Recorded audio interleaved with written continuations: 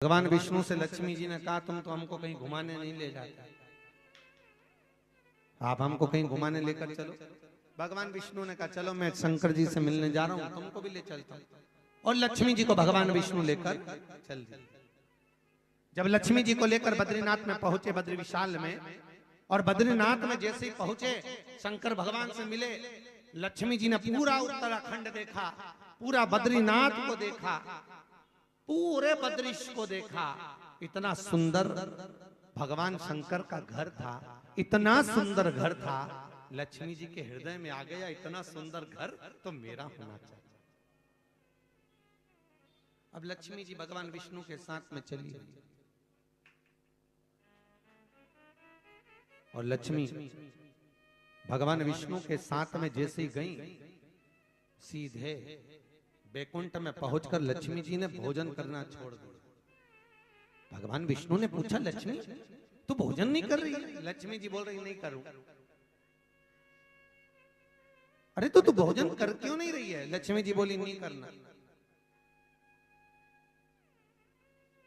माताओं को यदि कोई बात मनवाना रहती है तो सबसे पहले खाना छोड़ देती है,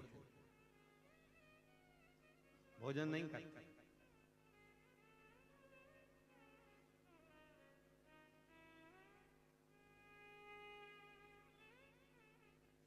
अरे तो लक्ष्मी तू भोजन क्यों नहीं कर रही? भगवान बोले, लक्ष्मी जी बोली मुझे भोजन नहीं करना। तो हुआ क्या, जब से तू बद्रीनाथ से आई है तब से भोजन नहीं कर रही है? कैलाश घूमने गई थी मेरे साथ में। लक्ष्मी जी बोली प्रभु एक बात कहना चाहती हूँ। बोलो क्या कहना चाहती, क्या कहना चाहती बोलो। लक्ष्मी जी बोली बात इतनी सी है कि जिस शंकर भगवान के अपन घर में घूमकर आए हैं ना बद्रीनाथ में, वो घर मुझे अच्छा लगा है। कुछ भी करो पर वो घर मेरा होना चाहिए। भगवान विष्णु बोले लक्ष्मी दूसरे का घर अपना बनाना चाहती, ये कहां का तरीका तुम्हारा? माताओं की आदत रहती दिवाली पे दिवाली मिलने कम जाती है, पर्दे देखने ज्यादा जाती, कौन सी डिजाइन है और अगली बार मुझे क्या चीज खरीद के लाना। और लक्ष्मी जी ने वही करा। माता लक्ष्मी देख कर आ गई। अब भगवान से करी कुछ भी करो पर मुझे ये घर चाहिए, कुछ भी करो मुझे ये भवन चाहिए। भगवान विष्णु ने कहा लक्ष्मी ये नहीं हो सकता क्योंकि वह शंकर भगवान का घर है और किसी का घर हम छुड़ाएं ये अच्छी बात नहीं है। लक्ष्मी जी बोली लेना तो पड़ेगा इस घर को, तो हमको चाहिए। लक्ष्मी जी ने भोजन करना बंद कर दिया, पानी पीना बंद कर दिया। तब भगवान विष्णु ने कहा लक्ष्मी ठीक है, तेरे लिए मैं भगवान शंकर का भी घर तुझे दूंगा, तो चिंता मत। और आज भगवान विष्णु ने छोटे से बच्चे का रूप रखा और रूप रखकर भगवान विष्णु अलकनंदा नदी के तट पर, बद्रीनाथ में अलकनंदा नदी है, अलकनंदा नदी के तट पर भगवान विष्णु छोटे से बच्चे का रूप रखकर रोने लगे। जैसे छोटे बच्चे का रूप रखकर भगवान विष्णु रोए, पार्वती जी के कानों में शब्द पहुंचा। बड़ा रिटर्न बढ़ाइए। पार्वती के कानों और पानी जैसे ही पार्वती के कानों में शब्द पहुंचा, ठीक है, पार्वती के कानों में जैसे ही शब्द पहुंचा भगवान के रोने का कि कोई छोटा सा बच्चा रो रहा है, कोई छोटा सा बच्चा रो रहा है। पार्वती जी ने भगवान शंकर से कहा भोलेनाथ मुझे लगता है कोई माता अपने बच्चे को भूल कर चली गई। अब शंकर भगवान को जानते ही थे, तो शंकर भगवान ने कहा पार्वती तू कहीं मत जा, तू मेरे पास बैठी है। पार्वती जी बोली कैसे बात करते हो भोलेनाथ, तुम्हारा नाम है भोला, शंभो, शंकर, दयालु, लोग तुम्हें सरल कहते हैं, सहज कहते हैं।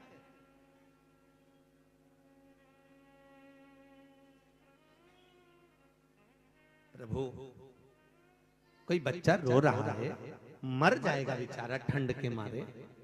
भगवान बोले जब मैंने मना कर दिया ना, नहीं जाना तो नहीं जाना। पार्वती जी बोली मैं तो जाऊंगी। और पार्वती जी गई। भगवान विष्णु छोटे से बच्चे का रूप रखकर रो रहे थे। पार्वती जी ने उनको गोदी में उठा लिया और लेकर भगवान शंकर के पास आ गई। और शंकर जी के पास आकर बोली, देखो कितना छोटा सा बच्चा, कितना सुंदर है। शंकर भगवान ने बच्चे को जो देखा तो शंकर भगवान समझ गए, मेरा घर लूटने के लिए आया। भगवान समझ गए।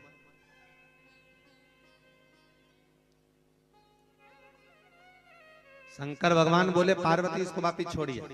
पार्वती जी बोले, नहीं छोड़ूंगी, उसकी मां नहीं मिल रही है, ना जाने कहां चली गई। पार्वती, हर किसी के बच्चे को गोदी में नहीं लेना चाहिए। पार्वती जी ने पूछा, क्यों?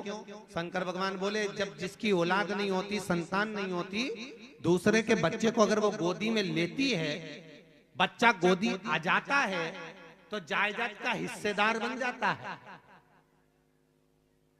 पार्वती जी बोली, इतना सा बच्चा कोई जायदाद का हिस्सेदार बनेगा?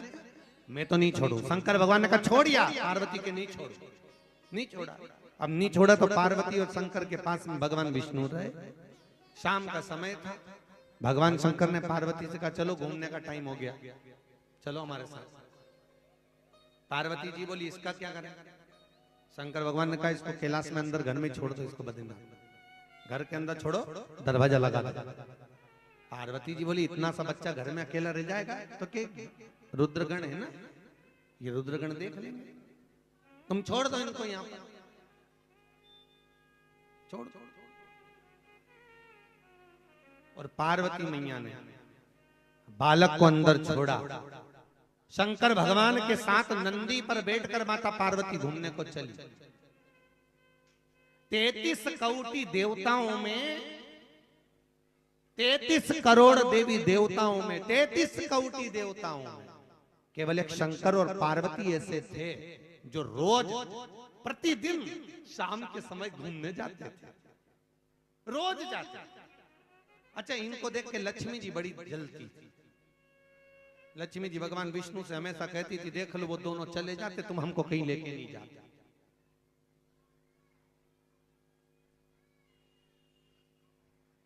जिस घर में वो देवरानी जेठानी रहती है ना, 3-4, उस घर में ये बात जरूर होती है। एक पति अपनी पत्नी को घुमाने ले जाए तो दूसरी पत्नी अपने पति से कहती, तुम तो हमें कहीं लेके ही नहीं जाते। देख,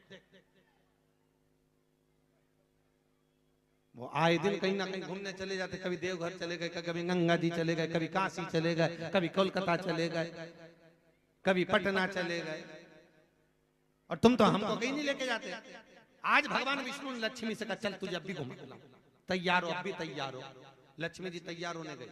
जैसे ही लक्ष्मी जी तैयार होने गई, तैयार होते होते लक्ष्मी जी अंधेरा हो गया, रात हो गई। लक्ष्मी जी बोलने लगी, अब तो रात हो गई प्रभु, अब क्या करें? भगवान विष्णु ने कहा, तू बता क्या करना है? तो लक्ष्मी बोली, अब कल चलेंगे। तो लक्ष्मी जी ने भगवान विष्णु से पूछा, नारायण एक बात बताओ कि शंकर जी पार्वती से कहते हैं तैयार हो चल, और पार्वती बिना तैयार हुए चल देती, न ताला लगाती, न चाबी लगाती, न खिड़की दरवाजे बंद करती, और उठ के चल देती। भगवान बोले, कुछ होए तो ताला लगा। अब शंकर जी के घर में कुछ होए तो ताला लगा। तो लक्ष्मी जी ने पूछा, उनके घर में कुछ भी नहीं है, शंकर भगवान के घर में। तो भगवान विष्णु बोले, थोड़ा बहुत है तो फिर कोई चोर नहीं घुसता। इतने में भगवान विष्णु लक्ष्मी जी से बोले, घुस के बताए। शंकर जी जब भी घूमने जाते, गले में से बब्बा को निकाल के दरवाजे पे छोड़ जाते। अब किसके बाप में दम जो अंदर घुस जाए? घुस के बताए, अंदर जाएगा तो जाएगा कैसे? महाराज, आज भगवान को घर में छोड़कर पार्वती जी भगवान शंकर के साथ घूमने गई, और भ्रमण कर कर माता पार्वती जब शिव के साथ में वापिस आई, दरवाजा खोला तो दरवाजा नहीं खुला, फिर दरवाजा खोला नहीं, बहुत प्रयास किया। पार्वती जी ने शंकर जी से कहा, भोलेनाथ मुझे लगता है कि घर के अंदर कोई प्रवेश कर गए, घर के अंदर कोई जरूर है, कोई अंदर जाकर बैठ गया, दरवाजा नहीं खोल रहा है। प्रभु अंदर कोई है, दरवाजा नहीं खोल रहा। पार्वती जी ने बार बार दरवाजा बजाया पर दरवाजा नहीं खुला। फिर पार्वती जी ने निवेदन करा, दरवाजा खोलो, कौन है अंदर? दरवाजा नहीं खुला। तब आखिरी में माता पार्वती ने हाथ में जल लिया, अगर दरवाजा नहीं खोला तो मैं तुम्हें श्राप दे दूंगी। तब भगवान विष्णु और लक्ष्मी दोनों दरवाजा खोलकर बाहर निकल कर कहते हैं, माँ, हे पार्वती मैया, भोलेनाथ, ये घर तो हमको अच्छा लगा है, ये घर हमको दे दीजिए। भगवान शंकर ने पार्वती से कहा, पार्वती, तू बालक को गोदी में लेके आई थी, मैंने जब ही कहा था कि जायदाद देना पड़ेगा। पार्वती जी आंख में आंसू भर के बोली, जिंदगी में पहला तो मकान था,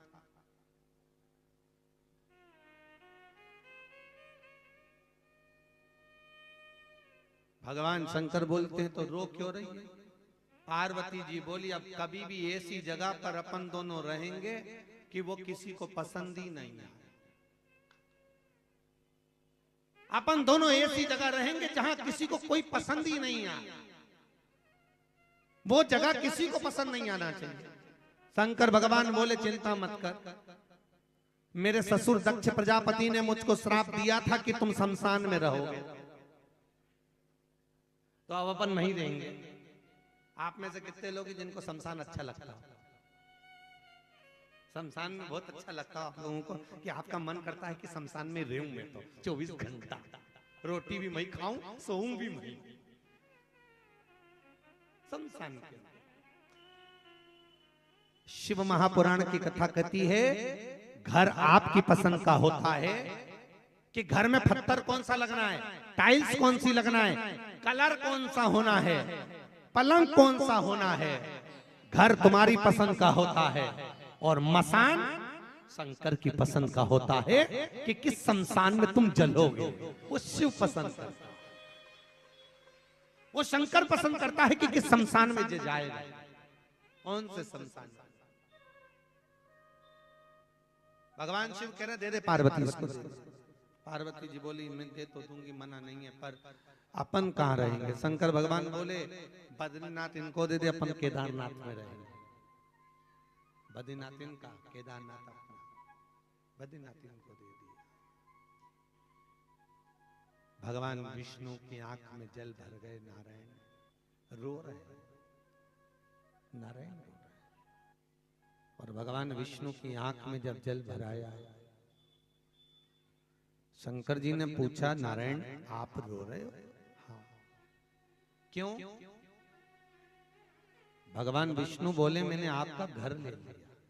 तो कोई बात नहीं, रखो, दिक्कत कुछ नहीं है, आप रख लो अपने पास। भगवान विष्णु ने लक्ष्मी जी से कहा, लक्ष्मी, तूने भले भगवान शंकर का घर ले लिया, पर बद्रीनाथ के मंदिर के अंदर तो मेरे साथ कभी नहीं बैठे। कौन कौन गया बद्रीनाथ? गए बद्रीनाथ? अगर बद्रीनाथ जी गए होंगे, दर्शन करा होगा, तो बद्री विशाल में नारायण अंदर है, लक्ष्मी जी बाहर है। नारायण के साथ लक्ष्मी नहीं बैठी, नारायण के साथ लक्ष्मी नहीं बैठी। नारायण अंदर, लक्ष्मी बाहर। लक्ष्मी अब भगवान शंकर ने कहा, सुनो नारायण, हाथ में जो चने की दाल लेकर परिक्रमा करेगा बद्रीनाथ की, ओम नमः शिवाय कहकर, और चने की दाल तुम्हारे मंदिर में समर्पित करेगा, शंकर भगवान कहते हैं उसकी मनोकामना मैं पूर्ण करूंगा, उसकी मनोकामना मैं पूरी करूंगा, मनोकामना पूर्ण करूंगा। भगवान आनंद से विराजमान हो गए। केदारनाथ तो ऐसी कोई जगह नहीं, भूमि नहीं जहां शिव ना हो महाराज। शंकर हर जगह पर, कंकर में भी शंकर समाया हुआ, कंकर में। कितने दिन की शिव पुराण है?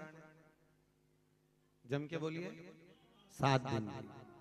भागवत कितने दिन की होती है? 7 दिन। विवाह हुए तो फेरे कितने डले? जम के बोलो 7। शास्त्रीय संगीत के सुर कितने हैं? 7। अपना जन्म कितने दिन में हुआ है? 7 दिन। रविवार, सोमवार, मंगल, बुध, गुरु, शुक्र और शनि। कोई रविवार को, कोई मंगलवार को, ऐसी दिन पैदा हुए। मरोगे कितने दिन में?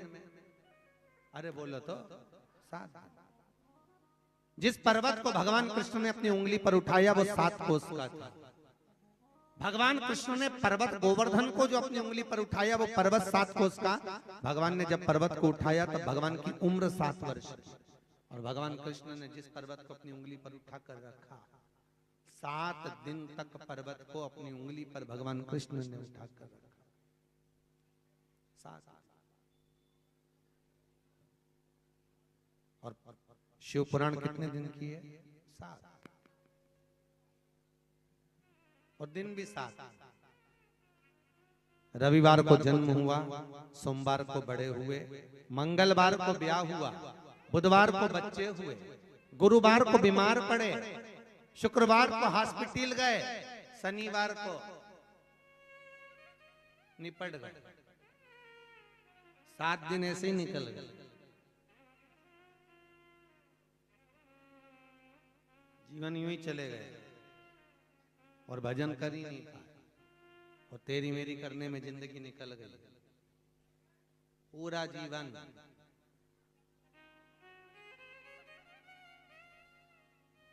कई लोग तो ऐसे हैं जिनको अभी तक नहीं मालूम कि हम पैदा क्यों हुए। खाया, पिया, कमाया, सोया, फिर खाया, पिया, कमाया, सोया। क्यों आया पृथ्वी पर? किस लिए? हमारा जन्म क्यों हुआ है? महाराज, मत बुरे कर्म कर बंदे वरना पछताएगा, भगवान की आंखों से तू बच नहीं पाएगा, तू बच नहीं पाएगा। अच्छा कर्म करो। दुकानों पर लिखा रहता है आप कैमरे की निगाह में हो। लिखा रहता है कि लिखा रहता है? कई दुकानें इसी मिर्जा चौकी की जिनकी दुकानों पर लिखा है आप कैमरे की निगाह में हो। दुकान वाले ने तो अब लिखा कि आप कैमरे की निगाह में हो। भगवान ने जब पैदा करा, मां के गर्भ में जब तुम पड़े थे, उस दिन से लेकर मरोगे तब तक शंकर की निगाह में रहोगे कि कर्म क्या कर रहे हो। पृथ्वी पर आकर कितना भजन किया, कितना स्मरण किया, नीचे बैठकर, जमीन पर रहकर, पृथ्वी पर रहकर अपन धन गिनते हैं कि कितना कमाया, कितना गमाया, कितना जोड़ा, कितना छोड़ा, और ऊपर बैठकर मेरा शंकर तुम्हारी श्वास गिनता है, कितनी बची, कितनी गई। वो ऊपर बैठकर श्वास गिन रहा है और नीचे बैठकर अपन धन गिन रहा है। जब ज्यादा पैसा कमा लेते हम बहुत प्रसन्न होते हैं, हमने ज्यादा कमा लिया, आज ज्यादा कमाया। ऊपर बैठकर वो परमात्मा भी श्वास गिनता है, इतनी श्वास निकल गई, थोड़ी सी बची है, अब आने वाला है। ऊपर इंतजार होता है, अब आएगा। अपने को नहीं मालूम कि कब जाना है। कुल्हाड़ी काल माथे पर घूमता रहता है कि कब प्राण छूट जाए, किस पल, किस घड़ी, किस क्षण। कभी कभी अपने आस पड़ोस में देखना, कभी अपने परिवार में आस पड़ोस में देखना, जो तुम्हारी उम्र से बड़े थे वो भी मर गए। मरे कि नहीं मरे? जो उम्र से बड़े थे वो मर गए। कभी अपने आसपास पड़ोस में, अपने मोहल्ले में, अपनी गली में, अपने क्षेत्र में देखना, जो तुम्हारी उम्र से छोटे थे कई वो भी मर गए, जो उम्र में कम थे। और कभी अपने मोहल्ले में, अपने क्षेत्र में, अपने गांव में, अपने आसपास में देखना, जो तुम्हारी उम्र के थे वो भी कई मर गए। पर भगवान शंकर ने तुम्हें काय को जिंदा रखा रे? शंकर जी ने तुम्हें जिंदा क्यों रखा, तुम्हें अभी तक जीवित क्यों रखा? क्योंकि शंकर भगवान को मालूम था ये मिर्जा चौकी में रहेगा, भजन करेगा तो ना जाने कितने कुल को तार देगा। मिर्जा चौकी में रहने के बाद भी भजन कर कर ना जाने कितने कुलों को तार देगा। भागवत पुराण 7 पीढ़ी को तारती है, राम कथा 7 पीढ़ी को तारती है, शिव महापुराण 71 पीढ़ी को तार देती है। महाराज 71 पीढ़ी को तारने वाली ये शिव महापुराण की कथा तो इस सरलता में नहीं मिलती, सहजता में नहीं मिलती। 1 मिनट के लिए भी अगर हम शिव महापुराण की कथा में पहुंचे हैं, यदि शिव पुराण की कथा में जाकर बैठे हैं, शंकर की कथा में हम 15 मिनट भी अगर जाकर बैठे हैं, तो समझ लेना कि हमारे जीवन का वो पुण्य हो गया जो कभी समाप्त नहीं होगा। हम जितने व्रत करते हैं, जितने दान करते हैं, जितने पुण्य करते हैं, जितने सत्कर्म करते हैं, कन्यादान, अन्नदान, वस्त्रदान, स्वर्णदान, मुद्रादान, गौदान, जितने दान हमने करे, हो सकता है कि हमारे मरते समय वो दान समाप्त हो जाए।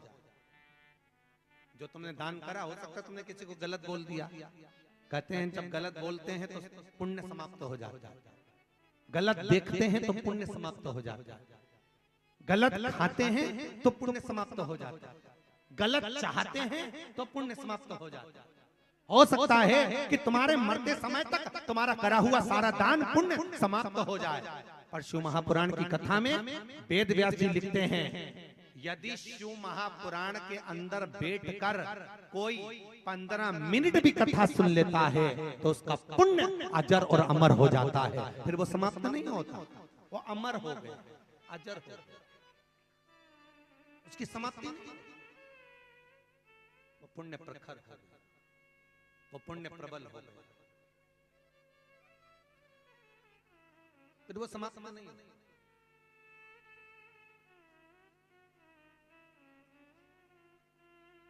तो किस्मत वाले हैं आप मिर्जा चौकी के लोग, जो भगवान शंकर की कथा में सारे मंदिरों में अंदर जाकर दर्शन करेंगे तब जाकर पुण्य मिलेगा।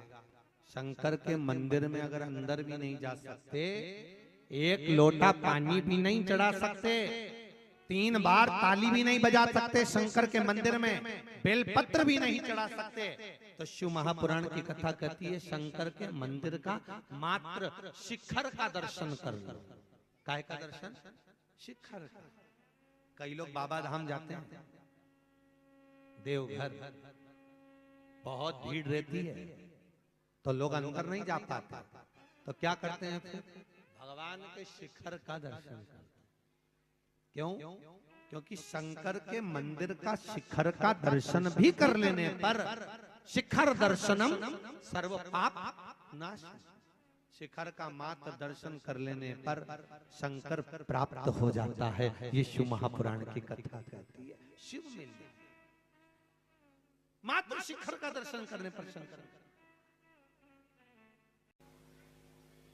ना जाने कितने कितने जन्म, कितने कितनी योनियां हमने काटी होगी तब जाकर ये मनुष्य का शरीर मिला।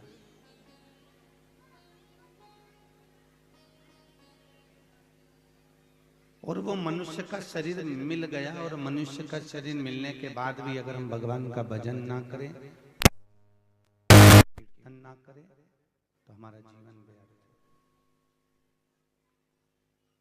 उस जीवन का कोई मोल तत्व नहीं है।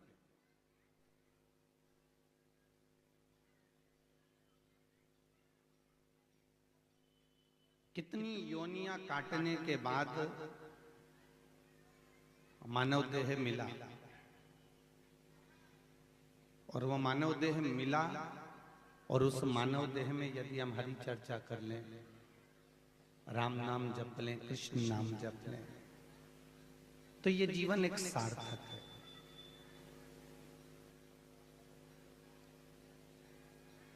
साढ़े 3 करोड़ रोम छिद्र ये मनुष्य के शरीर में है।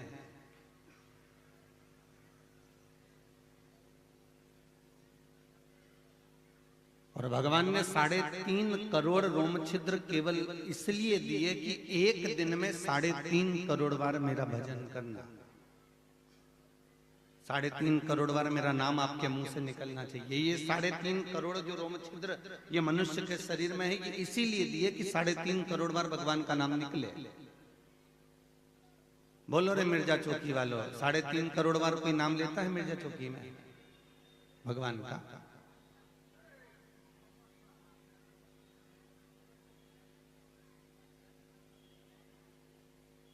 3.5 करोड़ बार भी अगर हम भगवान का नाम नहीं ले पाए तो शास्त्र कहता है कि मैंने तुमको 24 घंटा दिया,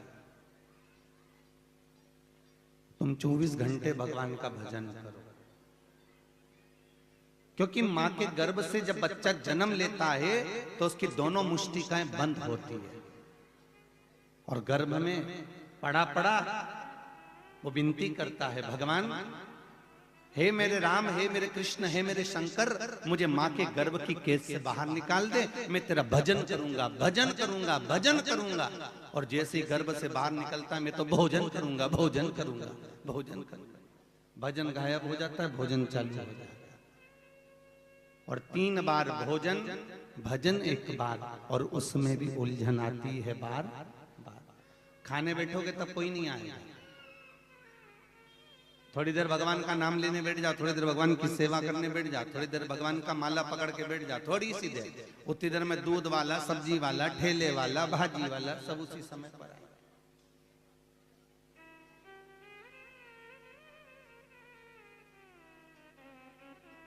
देह मिली मनुष्य की,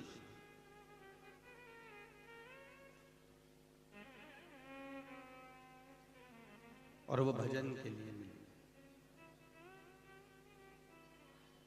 शास्त्र कहता है अगर 24 घंटा भगवान का भजन नहीं कर सकते तो कम से कम 12 घंटा करो। बोलो रे मिर्जा चौकी वालों, करते हो 12 घंटा भजन? नहीं। फिर शास्त्र कहता है अगर 12 घंटा तुम भगवान का भजन नहीं कर सकते तो कम से कम 6 घंटा करो। और 6 घंटा तो भगवान का नाम लेना चाहिए। कि कलयुग केवल नाम आधारा, और सुमर सुमर नर उतरहि पारा।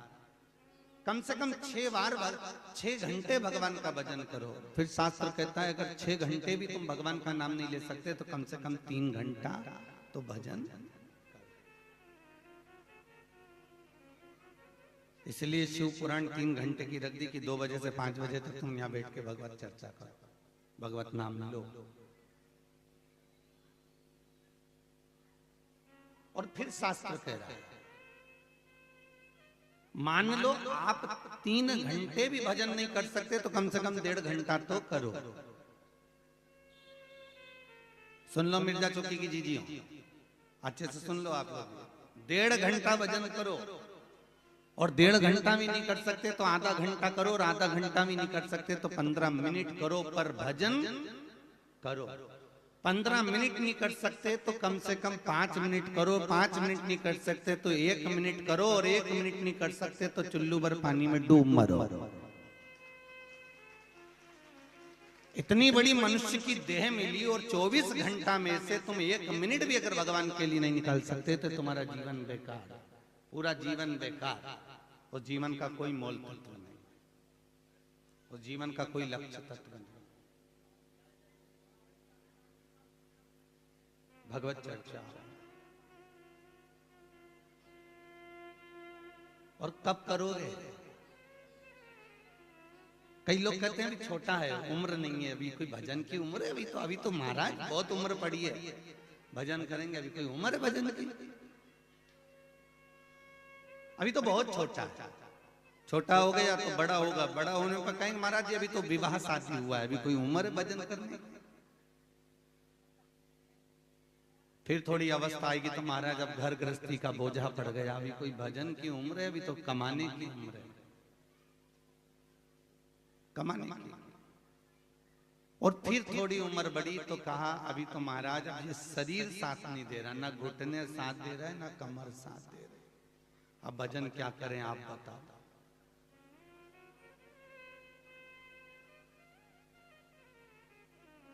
इसलिए शिव पुराण कहती है भजन करो भरी जवानी में, बुढ़ापा किसने। याद है आप लोगों को? अरे वाह, बहुत बढ़िया। बुढ़ापा किसने देखा? ये जीवन का क्या ठिकाना है।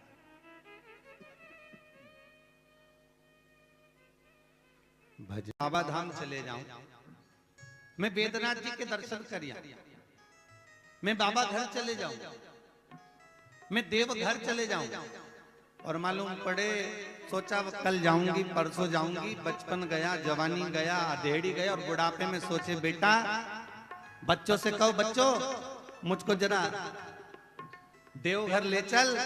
तो आज के बच्चे ऐसे हैं, कुत्ते को घुमाना पसंद करते हैं पर बुढ़ा बुड्ढी को नहीं, डोकरा डोकरी को कोई नहीं भेजा। इसलिए अभी भी मौका है। तीरथ कर भरी जवानी में, बुढ़ापा किसने देखा है। तीरथ कर भरी जवानी में, बुढ़ापा किसने देखा है। बुढ़ापा किसने देखा है, बुढ़ापा किसने देखा है। बुढ़ापा किसने देखा है, बुढ़ापा किसने देखा। भजन कर भरी जवानी में, बुढ़ापा किसने देखा है। भजन कर भरी जवानी में, बुढ़ापा किसने देखा। हर हर महा। आवाज नहीं आई, जरा दोनों हाथ उठा के दमदारी से बोलो। दीन बंधु दयालु दया कीजिए। जो दोनों हाथ उठा के हर हर महादेव नहीं बोले उसको उठा लीजिए। बोलो अच्छे से हर हर। हाँ, देव अच्छा बोलना चाहिए। और देखो शंकर जी तो वैसे ऊंचे बैठते हैं, राम जी थोड़े नीचे बैठते हैं अयोध्या में, कृष्ण जी नीचे बैठते हैं वृंदावन में, शंकर जी बैठते हैं जम के बोलो जरा कैलाश पर। तो जो इतना ऊंचा बैठता है तो वो ऊंचा सुनता है। इसलिए तुम धीरे से बोलोगे ना, कोई पानी की टंकी पे चढ़ा हो, तुम्हारे छत पे कोई चढ़ा हो, तुम धीरे से बोलो भेरू ए भेरू, तो कोई उतर रहा नीचे, जम के बोलना पड़ेगा ए भेरू, तो नीचे उतरे। तो जम के बोलो हार हार। वहां तक आवाज पहुंचना चाहिए, शंकर तक, देवघर तक, यहां से आवाज चलेगी। भगवान शिव की कथा कर, ना जाने कौन सा पुण्य जायसवाल परिवार ने तो करा है, पर ना जाने कौन सा पुण्य इस मिर्जा चौकी के आप लोगों ने करा, जो जिंदगी में मिर्जा चौकी में पहली बार शिव पुराण सुनने को मिल रही है। राम कथा तो मिल गई होगी, भागवत भी मिल गई होगी, देवी भागवत भी मिल गई होगी, पर शिव महापुराण आज तक मिर्जा चौकी में नहीं। ये शंकर की कृपा है, और कहीं वो देवघर वाले ने कृपा करी होगी जो तुम यहाँ पर बैठ के कथा सुन रहे हो। उसने कहा होगा सावन में आता है मेरे यहाँ, इसलिए मिर्जा चौकी में शिव पुराण भेज दे। शास्त्र कहता है जैसे छोटा कोई बच्चा अपनी गुल्लक भरता है और गुल्लक में रुपया इकट्ठा करता है, और रुपया इकट्ठा करता है, जब गुल्लक को तोड़ता है तो कोई गिफ्ट खरीद कर लाता है, कोई अच्छी चीज लेकर आता है। उसी तरह जब हमारे पूर्वजों के पुण्य की गुल्लक भराती है, जायसवाल परिवार के पुण्य की गुल्लक तो भराई है कि इनके माता पिता का कोई पुण्य, इनके दादा परदादा का कोई पुण्य रहा होगा। मुझे उम्मीद है कि इनके परिवार में कोई शंकर का भगत जरूर है, इसलिए शंकर ने करुणा करी, पूर्वजों में कोई ना कोई इनकी पुण्य की गुल्लक भराई। माता पिता के पुण्य की गुल्लक, परदादा दादी के पुण्य की गुल्लक, और अपने पति पत्नी के जब पुण्य की गुल्लक, भाई बंधु सखा जितने भी रिश्तेदार हैं उनके पुण्य की गुल्लक भराती है, तब जाकर अपने परिवार में एक बार शिव महापुराण की कथा हो पाती है। और आप लोग अगर कथा में बैठे हो तो ये आपके पुण्य की गुल्लक है कि ना जाने कौन सा पुण्य आपने अपनी जिंदगी में करा होगा, जो आप कथा की पंडाल में जाकर कथा सुन रहे हो।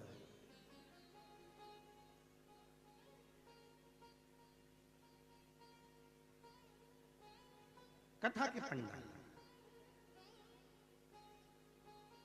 जब सुबह शोभा यात्रा निकल रही थी, कलश यात्रा, तो कोई हमारे पास में गाड़ी में आके बोला गुरुजी प्रणाम। हमने कहा हम आपकी कथा सुनते रहते हैं। हमने कहा बहुत बढ़िया।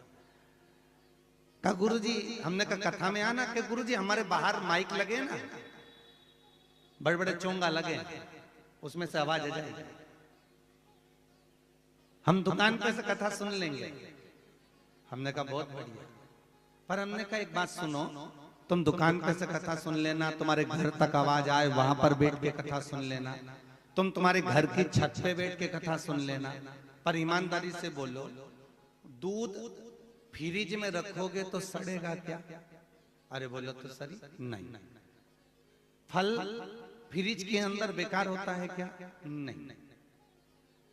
गर्मी बहुत तेज पड़ रही हो और दूध अगर बाहर रख दिया तो वो फट जाएगा, बेकार हो जाएगा। सब्जी अगर बाहर रख दी तो बेकार हो जाएगी, फल बाहर रख दिया बेकार हो जाएगा। हमने कहा ये कथा का पंडाल नहीं है, ये कथा का टेंट नहीं है, ये पंडाल नहीं है, ये फ्रिज है। इसके अंदर जो एक बार आकर बैठ जाता है वो संसार में सड़ता नहीं है, वो बेकार नहीं होता, वो संसार में कभी सड़ेगा नहीं, वो अच्छा रहेगा, हरी की हर। इसलिए कथा कहीं तक भी आवाज जाए, कितनी भी दूर तक आवाज जाए, पर कथा के पंडाल में बैठकर कथा का रसत्व ग्रहण कर, कथा के तेरे मंदिर में आना मेरा काम है और मेरी बिगड़ी बनाना तेरा काम। ये भगवान शिव की कृपा। और दुनिया में ऐसी कोई भूमि बता दीजिए जहां पर शंकर नहीं है, ऐसी कोई जगह जहां शंकर नहीं।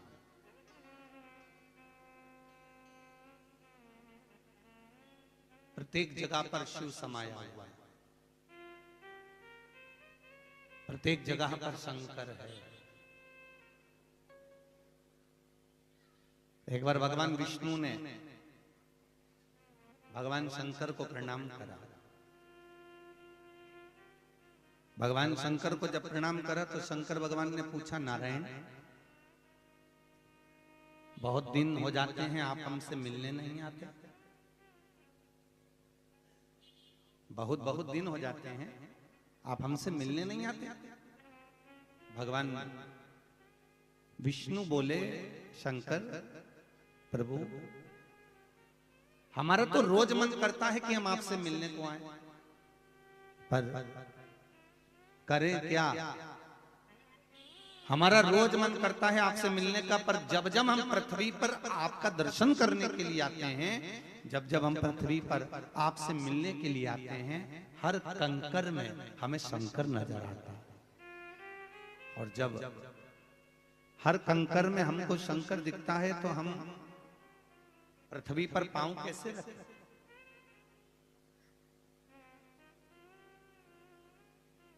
प्रत्येक कंकर में शंकर, प्रत्येक।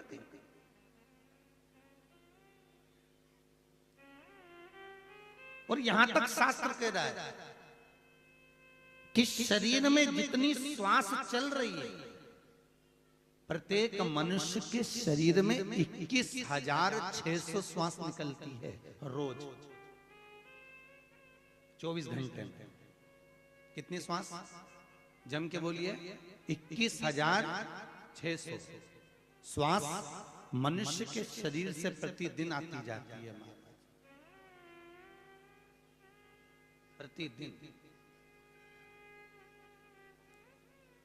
तो शास्त्र कहता है कि 21,600 जो श्वास मनुष्य के शरीर से निकल रही है, आ रही है, जा रही है, ये श्वास नहीं है, ये शिव है, ये शंकर है। और जब तक शरीर में शिव रहता है तब तक ये शरीर रहता है, और जिस दिन इस शरीर में से ये श्वास, ये शिव निकल गया, उस दिन ये केवल शव रह जाता है, फिर वो शरीर नहीं रहता, केवल शव। उसका कोई मूल तत्व ही नहीं, उसका कोई महत्व ही नहीं, फिर केवल शव। तो भगवान विष्णु कह रहे हैं, भोलेनाथ जी मुझे आपकी बहुत याद आती है, मैं कैलाश पे मिलने के लिए आना चाहता हूं, पर हर कंकर में मुझे शंकर नजर आता है, तो मैं पांव कैसे रखूं पृथ्वी पर? तो शंकर भगवान बोले अगर तुम कभी मिलने नहीं आओगे पांव के चक्कर में, कंकर के चक्कर में, तो अपना तो कभी मिलन ही नहीं होगा। तो आप बताओ क्या करूं? शंकर भगवान ने कहा नारायण भगवान विष्णु एक काम करो, जिसके पांव नहीं होते तुम वो बन जाओ, जिसके चरण नहीं हो, जिसके पांव नहीं हो, तुम वो बन जाओ, क्योंकि मैं आपसे दूर नहीं रहूंगा, आप मुझसे दूर नहीं रहेंगे, अपन दोनों एक दूसरे से मिले रहेंगे। तो भगवान शंकर ने भगवान विष्णु से कहा काम करो तुम सांप बन जाओ। तो भगवान विष्णु सांप बन गए, क्योंकि सांप के पांव नहीं होते। तो शंकर भगवान के गले में एक सांप पड़ा हुआ आप लोगों ने देखा होगा। दुनिया के लोग पूछते हैं ये सांप कौन है, तो तुम्हें मालूम होना चाहिए कि शंकर के गले में जो एक सांप पड़ा हुआ है वो भगवान विष्णु है, जो शंकर से लिपटे हुए हैं, भगवान शंकर के गले लगे, शिव से दूर नहीं है। अकाल मृत्यु वो मरे जो काम करे चंडाल का, और काल उसका क्या बिगाड़े जो भक्त हो महाकाल का। अगर महाकाल की आपने उपासना करी है, शंकर को एक लोटा पानी चढ़ाया है, शंकर का अनुमोदन करा है, शिव को यदि तुमने बेलपत्र चढ़ाई है, शंकर के मंदिर का दर्शन किया है, तो वो भगवान शिव आपका कल्याण जरूर करेगा, ये पक्का। क्योंकि विष्णु भगवान बैकुंठ के देवता हैं, ब्रह्मा जी ब्रह्मलोक के देवता हैं, इंद्रलोक के देवता हैं, और भगवान शंकर मृत्यु लोक के देवता। पृथ्वी का अगर कोई देव है तो कौन? इस मृत्यु लोक का अगर कोई देवता है, मृत्यु लोक का अगर कोई देव है तो वो महादेव है, भगवान शिव है।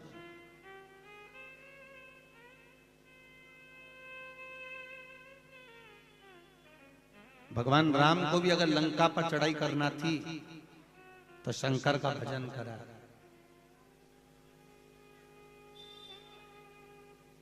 भगवान शिव का भजन।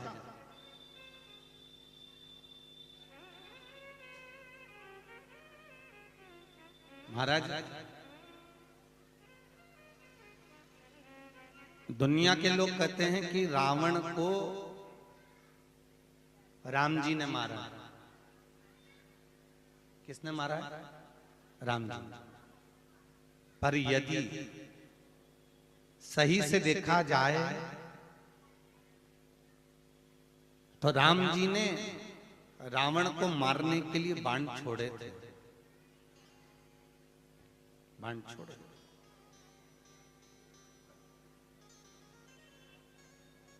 रावण को मारने के लिए बहुत प्रयास किया और कई बाण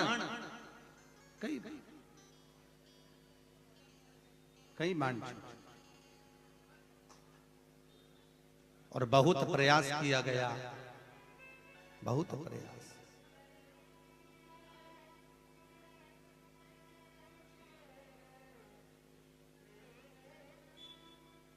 रावण नहीं मरा, और आखिरी में भी जब रावण नहीं मरा तब स्वयं भगवान राम ने हनुमान जी को बुलाया। हनुमान कौन है? शंकर का अवतार। अंजना माता के गर्भ से जो हनुमान जी ने जन्म लिया था वो शिव का ही स्वरूप था, शंकर का ही शिव का ही। रावण नहीं मरा, तब हनुमान जी को बुलाया, हनुमान तुम इधर आओ। हनुमान जी बोले बोलो प्रभु, आखिर ये रावण क्यों नहीं मरता? इसको बाणों पर बाण छोड़े जाते हैं तो भी नहीं मरता। हनुमान जी ने तुरंत विभीषण को पकड़ा और विभीषण से पूछा ये मरता क्यों नहीं? विभीषण ने कहा इसकी नाभि में अमृत है। हनुमान जी ने राम जी से कहा इसकी नाभि में अमृत है प्रभु, मार दीजिए। भगवान ने फिर बाण छोड़ा और रावण की नाभि में बाण दिया, फिर भी रावण नहीं मरा।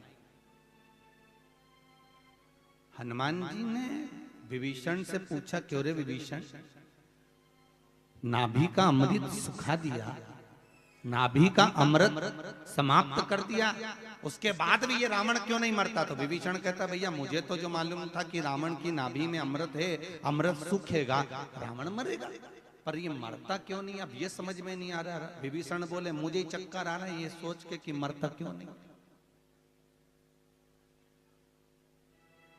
ये मर क्यों नहीं रहा, मुझे समझ में नहीं आ रहा।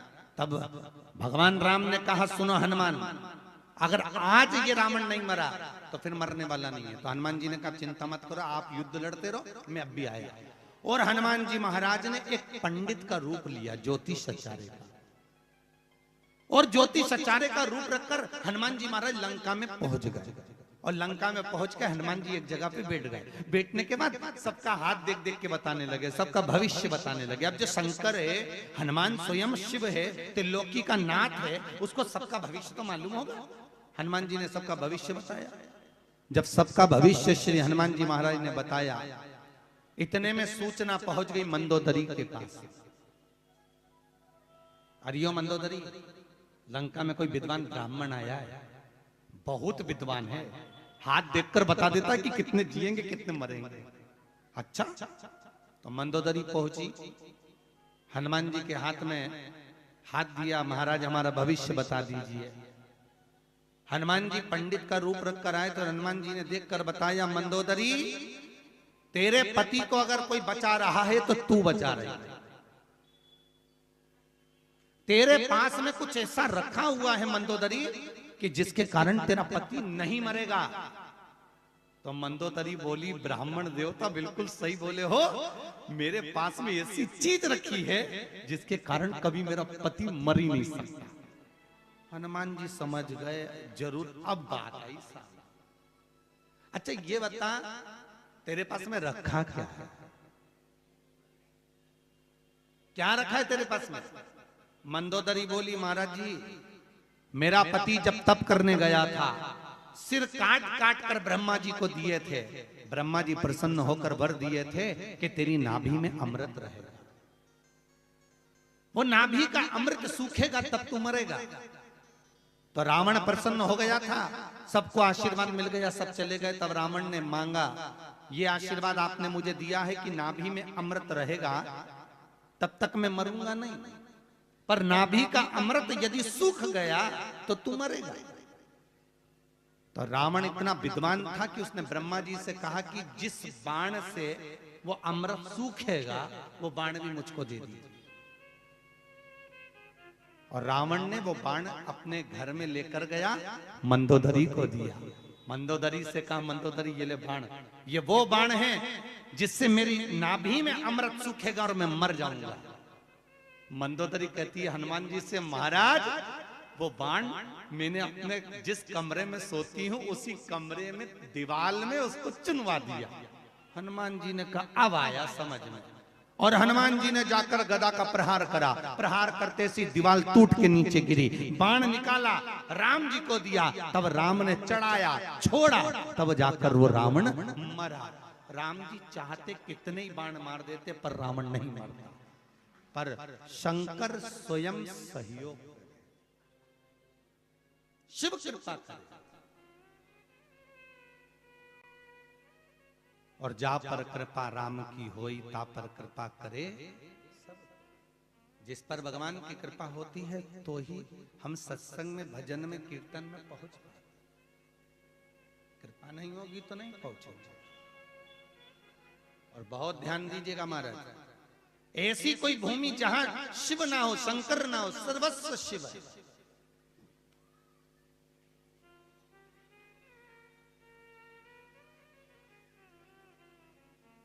लंका पर चढ़ाई करना है तो राम जी भगवान शंकर का भजन कर रहे हैं, रामेश्वर धाम की स्थापना कर रहे हैं। भगवान कृष्ण की 16,108 रानियां थी।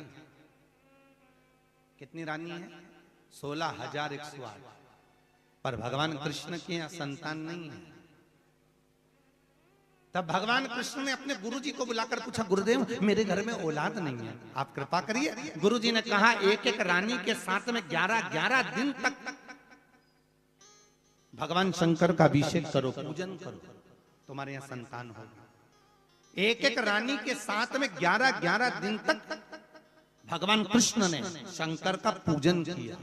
तब शंकर भगवान प्रकट होकर बोले, कन्हैया मांगो तुम्हें क्या चाहिए। कृष्ण कहते हैं मेरे घर में औलाद नहीं है, संतान नहीं है। तो भगवान शंकर ने कहा, कृष्ण तुमने एक एक रानी के साथ में 11-11 दिन तक मेरा पूजन करा है, तुम्हारी एक एक रानी से 11-11 संतान उत्पन्न होगी। तब जाकर भगवान शंकर की कृपा से भगवान कृष्ण के घर में 1,77,180 बच्चे हुए। कितने बच्चे हुए? अरे जम के तो बोलो जरा। 1,77,180 बच्चे भगवान शंकर की कृपा से कृष्ण के यहाँ हुए। तुम्हें भी जितने चाहिए उतने दिन शंकर की पूजन कर लो, तुम्हें जितने चाहिए, क्योंकि शिव दानी, शंकर दानी है। वो सुधते नहीं है, उनको सोचते नहीं है कि कितना देना है। उनके तो मन में आया और उन्होंने उठाकर दे दिया। भगवान ब्रह्मा उतना ही देते हैं जितना तुम्हारे भाग्य में लिखा होता है। भगवान विष्णु उतना देते हैं जितना तुम्हारी किस्मत में लिखा होता है। पर शंकर भगवान बिना सोचे समझे दे देते हैं। शंभो अलमस्त, बिना सोचे। एक भगत आया शंकर जी के पास में, भोलेनाथ मुझे वर दो, जिस पे हाथ रखूं वही भस्म। शंकर जी ने कहा तथास्तु। उसने मन में सोचा प्रैक्टिकल यही करना, हाथ रख के देखूं भस्म हो रहा है कि नहीं हो रहा है। तो शंकर जी पे हाथ रखने चले। शंकर जी भागे। भोलेनाथ जी दौड़ते दौड़ते भगवान विष्णु के पास गए। भगवान विष्णु ने पूछा, भोलेनाथ तुम यहाँ क्या कर रहे हो? ये दौड़ते दौड़ते तुम यहाँ काहे को आए?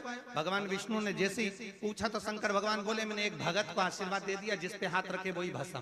तो तुम यहाँ क्या कर रहे हो? शंकर भगवान बोले, वो मुझ पे हाथ रखने आ रहा। भगवान विष्णु भी भागे। भगवान विष्णु और साथ में भग रहा, शंकर जी भी भग रहे, भगवान विष्णु भी भागा। ब्रह्मा जी के पास पहुंचे। ब्रह्मा जी ने पूछा, क्यों भग रहे हो? कि पीछे भस्मासुर आ रहा है, जिस पे हाथ रखेगा वही भस्म। भगवान ब्रह्मा भी भागे। इंद्र के यहाँ पहुंचे तो इंद्र भी भागे। सब सोच रहे इतने 33 कोटि देवता सब भागते भागते एक जगह इकट्ठे हो गए। शंकर भगवान से बोले, तुमने ऐसा आशीर्वाद काय को दिया? शंकर जी बोले, हमको क्या मालूम था कि हमको ही भस्म कर देगा। हमको क्या मालूम था? हमको मालूम होता तो हमें ये आशीर्वाद ही नहीं देते।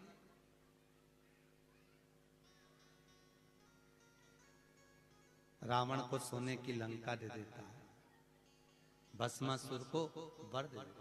तब भगवान विष्णु स्वयं स्त्री का रूप लेकर उस भस्मासुर के सामने जाकर कहते हैं, ए भस्मा तू बड़ा सुंदर है,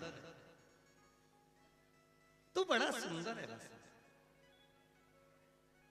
भस्मा। भगवान विष्णु स्त्री का रूप रखकर कहते हैं, मैं तुझसे विवाह करना चाहता हूं, तू बड़ा सुंदर है। भस्मासुर ने सोचा, बताओ मैं और सुंदर और मुझसे विवाह करना चाहती हो?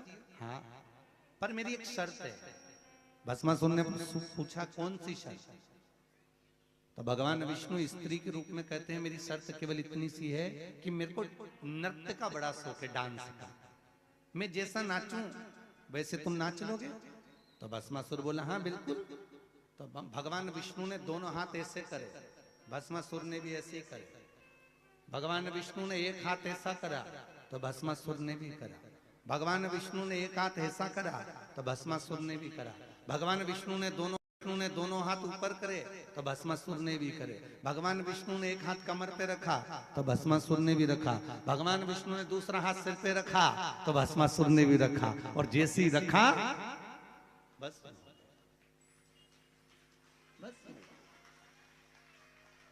समाप्त हो। वो बिना सोचे समझे, अनायास।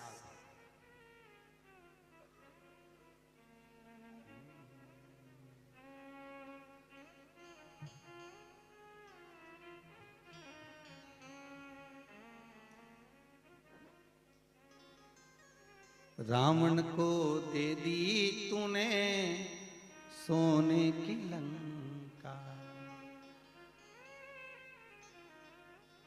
भस्मासुर को तूने कंकण दिया। कुछ भी दे दे, बस आपने जाकर निवेदन करा और उसने दिया।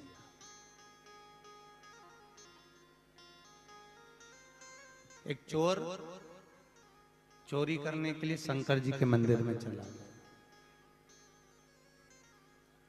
अब शंकर जी के मंदिर में चोरी करने गया, उसको मिलेगा क्या, पहले तो ये विचार, वो भी शंकर के मंदिर में है। आज अपन गए थे ना भोलेनाथ जी के मंदिर में,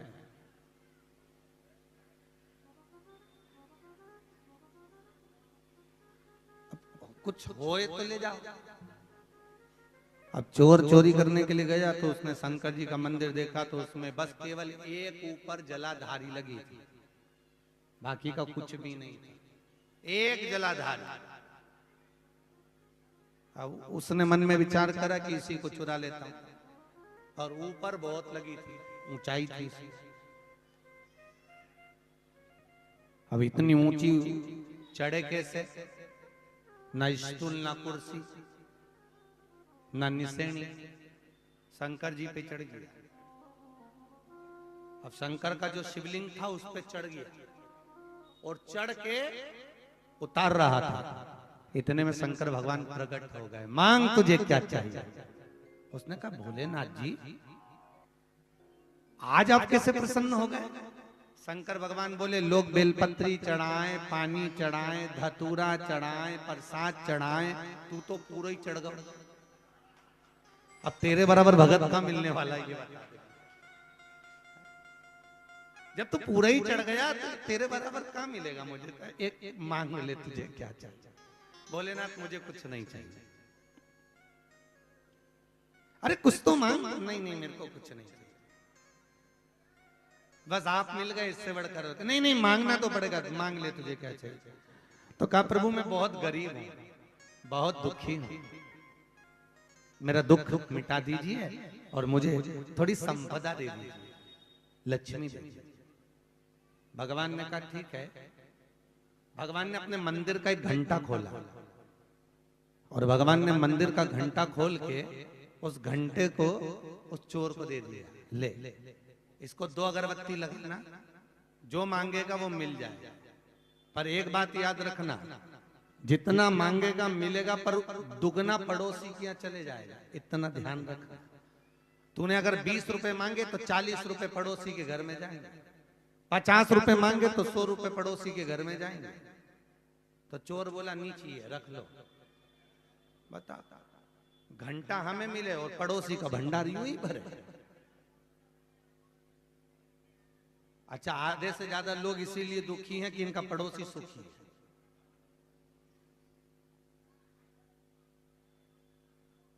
बताओ, हद हो गई। शंकर भगवान बोले हमने तो घंटा तुमको दे दिया, अब तुम ले जाओ, कुछ भी करो, हमें कोई मतलब नहीं। चोर घंटे को सिर पे रख के ले गया। पत्नी से कहा ले। पत्नी कही घंटे का क्या करूं? पति बोला इसको 2 अगरबत्ती लगा के, दिया लगा के, जो मांगेगी वो मिलेगा। पत्नी कहने लगी जिंदगी में तुम पहली बार कोई अच्छा सामान लेके आ। पति बोला सुन तो सही, जो मांगेगी वो मिलेगा, पर पड़ोसी की यहाँ तू जो मांगेगी उससे दुगना पहुंच जाएगा। पत्नी बोली आग लग जाए, लाए काय को? कौन ने कहा तुम्हें लाने का? वापिस पटक के आओ। पति बोला अभी वापिस नहीं होगा, एक बार मिल गया।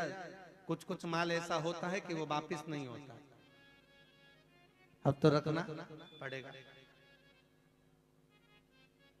अब पत्नी बोली बड़ी आफत लेकर आयो, तुम भी बताओ, कुछ लाना था तो अपने लिए लाना था, पड़ोसी के लिए क्यों लाए? पति बोला हम तो मना करे थे भोलेनाथ को, पर वो सुने नहीं हमारे।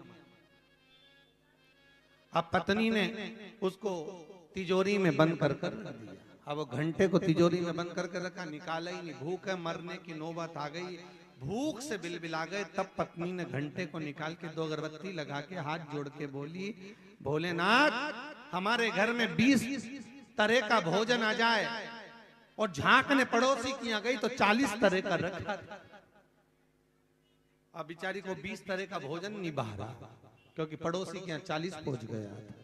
बड़ी दुखी, अब करूं तो करूं क्या। इसने बहुत चतुर तो थी। एक बार पति बेचारा थोड़ा कम सोचता है पर पत्नियां बहुत ऊंचा सोचती हैं। अब पत्नी बड़ी चतुर, पत्नी ने विचार करा एक काम करती हूँ, ऐसा मांगती हूँ कि पड़ोसी का भी अपने आप आनंद हो जाएगा, रुक जाएगा। तो इतने में पत्नी ने 2 अगरबत्ती लगा के घंटा महाराज से कहा हमारे घर में एक कुआं खुद जाए, एक बावड़ी एक कुआं हमारे घर में हो जाए। पड़ोसी का छोटा सा घर था, उसके यहाँ 2 खुद गए फ्री में। अब पत्नी बोली घंटा महाराज हम दोनों पति पत्नी की एक एक आंख।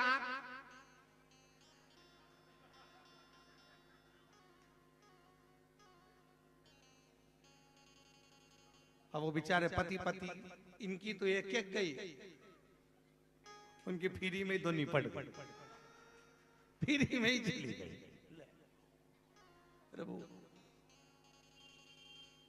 अब वो दोनों आंख गई, वो तो ठीक है अपनी जगह पर, बेचारों क्या 2 कुएं खुदे उसमें डूब के मर भी गए। अब पत्नी घंटे को 2 अगरबत्ती लगा के बोली हमारी एक एक आंख वापिस आ जा। अब इनकी तो आ गई, वो तो निपट ही गए, उनका क्या।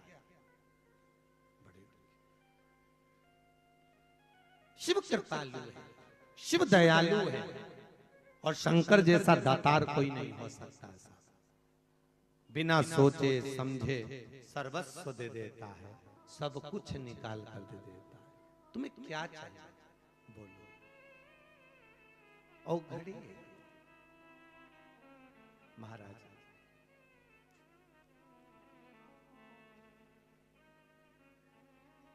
उसने अपने पास रखा क्या। भगवान का भजन चित्त स्मरण भक्ति चिदानंद भक्ति धारा, शिव कथा शंकर का अनुमोदन करा। शिव महापुराण की कथा कहती है एक देवराज नामक का ब्राह्मण था। शिव महापुराण का महत्तम बड़ा सुंदर वर्णन करा। एक देवराज नामक का ब्राह्मण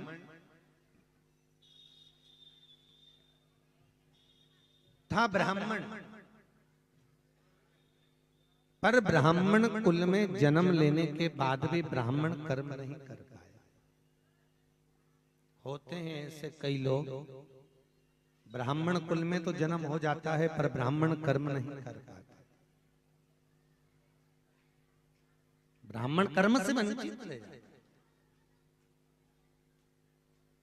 और अभी आपको कथा में कहा मत बुरे कर्म कर बंदे वरना पछताएगा, भगवान की आंखों से तू बच नहीं। एक तिथि, एक पल, एक घड़ी, एक नक्षत्र, एक समय में ढेरों बच्चे जन्म लेते हैं। सबका अपना अपना भाग्य होता है, सबका अपना अपना किस्मत होता है, सबका अपना अपना भाग्य चलता है, सबका अपना। जिस समय में आपके बच्चे ने जन्म लिया उसी समय में ना जाने कितने बच्चों ने जन्म लिया। बस अपना कर्म आपको श्रेष्ठ बनाए, आपकी मेहनत आपको श्रेष्ठ बनाए। अपना कर्म।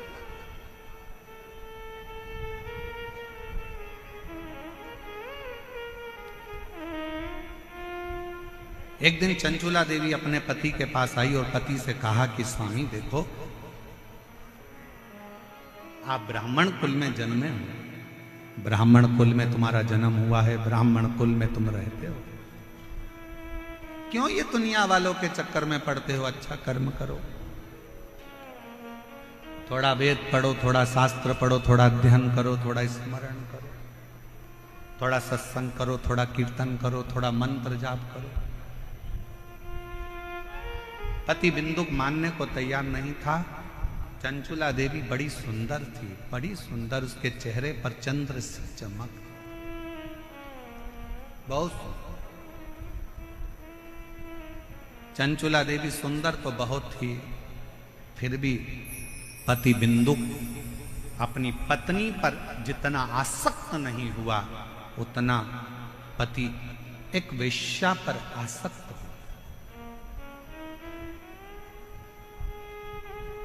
बिंदु एक पर स्त्री पर आसक्त हो गए।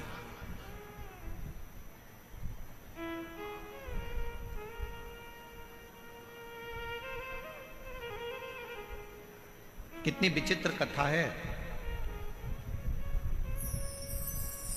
एक संत के आश्रम के पास में, आश्रम के सामने एक वेश्या ने अपना वेश्यालय खोल लिया।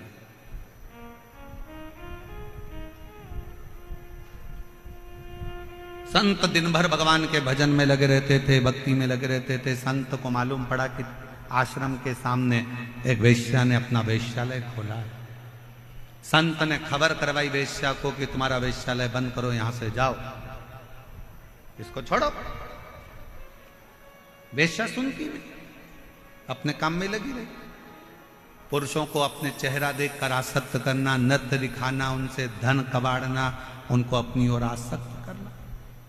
समझाया पर मानती नहीं।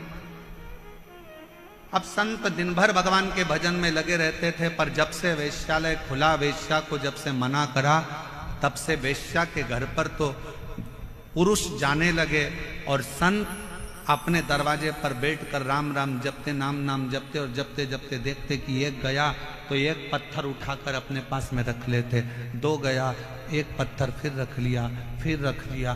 दिन भर पत्थरों को संत अपने पास रखते जाते, रखते जाते, रखते जाते। 1.5 महीने में, 2 महीने में पत्थरों का ढेर संत के दरवाजे पर लग गया। संत के दरवाजे पर जब पत्थरों का ढेर लगा, वेश्या एक दिन निकल कर जा रही थी। संत के पास पहुंचकर वेश्या ने प्रणाम किया। बाबा, मैं जब आई थी तब आपके दरवाजे पर इतने सारे पत्थर नहीं थे, आज इतने सारे पत्थरों का ढेर क्यों लगा? संत ने कहा, यह पत्थर नहीं है, तेरे वेश्यालय में जितने पुरुष जाते थे उनको देखकर मैं एक पत्थर रख देता था। वेश्या हाथ जोड़कर कहती है, बाबा गुरुदेव, मैं रोज वेश्यालय में जब पहली बार वेश्यालय से बाहर निकलती हूँ, दरवाजा खोलती हूँ, तो सबसे पहले आपको प्रणाम करती हूँ, राम नाम, कृष्ण नाम, शिव नाम को प्रणाम करती हूँ। उसके बाद अपना वेश्यालय का कार्य प्रारंभ करती हूँ। परवारे संत, गजब कर दिया तूने, राम नाम छोड़कर माला के मन के गिनना थे और तूने मेरे वेश्यालय में आने वाले पुरुषों को गिनना चालू कर दिया। गिनना तो तुझे राम नाम था, गिनना तो तुझे कृष्ण नाम था, गिनना तो तुझे भगवान का भजन था, और तू मेरे वेश्यालय में कितने पुरुष आ रहे हैं, कितने लोग आ रहे हैं, तूने उनको गिनना प्रारंभ कर दिया। ये कहाँ की श्रेष्ठता है? समय आया, वेश्या ने अपने प्राण त्याग दिए। जब वेश्या के प्राण छूटे, देवता, गंधर्व, अप्सराएं वेश्या को सोने के सिंहासन पर लेकर गईं और संत ने प्राण त्यागे तो उनको नरक में यमदूत घसीटते हुए लेकर जा रहे हैं, घसीटते हुए। आप आए कहां हो, आप बैठे कहां हो, आप पहुंचे कहां हो? कई लोग शंकर जी के मंदिर में जाते हैं, शंकर जी के मंदिर में लोटा भरकर जल चढ़ाने जाते हैं, पर शंकर जी के मंदिर में जाके भी खोट देखते हैं। इतनी भीड़ हो रही है, लोग एक दूसरे पे पानी डाल रहे हैं, लोग अपने सिर पे पानी डाल रहे हैं, लोग इस पे पानी डाल रहे हैं। लोगों को तो अकल नहीं है, पेड़ पौधे की पत्ती तोड़कर चढ़ा दी, किसी ने धतूरा चढ़ा दिया, किसी ने ये चढ़ा दिया। तू क्या करने आया है? शंकर जी के मंदिर में एक लोटा जल चढ़ाने आया है। तू क्या करने आया है? शंकर जी को अपने दिल की बात कहने के लिए आया। जब दिल की बात कहने आया है, मंदिर में जल चढ़ाने के लिए आया है, तो तू दोष क्यों देख रहा है कि किसने पानी किस पे चढ़ा दिया, किसी ने यहाँ ढोल दिया, किसी ने वहां ढोल दिया। मंदिर इतना गंदा हो रहा था, मंदिर में जाले लटक रहे थे, तो मंदिर ऐसा था तो वहां वैसा था। पंडित जी ने 2 लड्डू ज्यादा ले लिए, तो पंडित जी तो दक्षिणा देख रहे थे, पंडित जी ने ये सामान उठा लिया, पंडित जी ने वो सामान उठा लिया। तू गया कहाँ था? मंदिर में। तू गया किसके लिए था? शंकर जी के लिए। जब शंकर जी के लिए गया था तो घर से जब लोटा भरकर जल लेकर गया था, तुझे किसी से मतलब नहीं होना था। आग लगे बस्ती में, अपन रहो मस्ती में, और एक लोटा जल शंकर को चढ़ा खड़ा कराया, पर हम विचारों से बदल गए, हम अपनी सोच से बदल गए।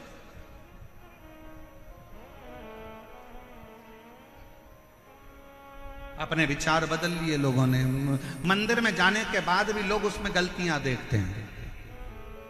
शिव महापुराण की कथा में जितनी मेरी जीजी आई हैं, शिव महापुराण की कथा में जितने मेरे जीजा आए हैं, हम कहते हैं कि अपने जीवन में अगर करना तो कुछ अच्छा करना। अपना अपना मोबाइल निकाल कर भी इस कथा में से जाओ तो एक फोटो एक वीडियो अपने अपने फेसबुक, इंस्टाग्राम और अपने व्हाट्सएप पर अपने सहेली अपने दोस्तों को भी भेजना कि ये मेरा जयपुर है जहां पर विशाल शिव महापुराण कथा हो रही है। ये मेरा जयपुर है जहां भारत की भूमि का कोने कोने से शिव भक्त, पूरे राजस्थान का शंकर का भक्त एकजुट होकर आया है। उसे गर्मी की तपन नहीं दिखती, उसे प्यास नहीं लगती, उसे शंकर की अविरल भक्ति दिखती है। शंकर के लिए दौड़ करता है, शिव का स्मरण करता है। बैठा रोडों पर, तपती हुई रोड, डामर भी इतना गर्म हो रहा है, उस रोड पर बैठकर भी लोग शंकर की भक्ति कर रहे हैं। हम अच्छा देखने का प्रारंभ करें तो हमें जगत अच्छा नजर आना चालू हो जाएगा। जगत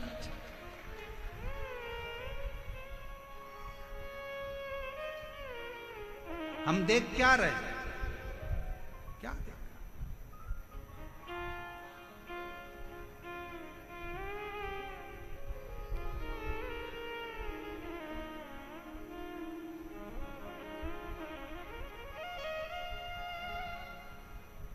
और मैंने तेरे ही भरोसे बाबा, तेरे ही भरोसे हवा विच उड़ती जावांगी बाबा, डोर घटोर छड़ी ना मैं कटी जावांगी, भोले मैं तेरी पत्नी।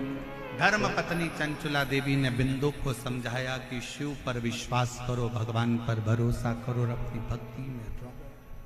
एक पत्र अच्छा है।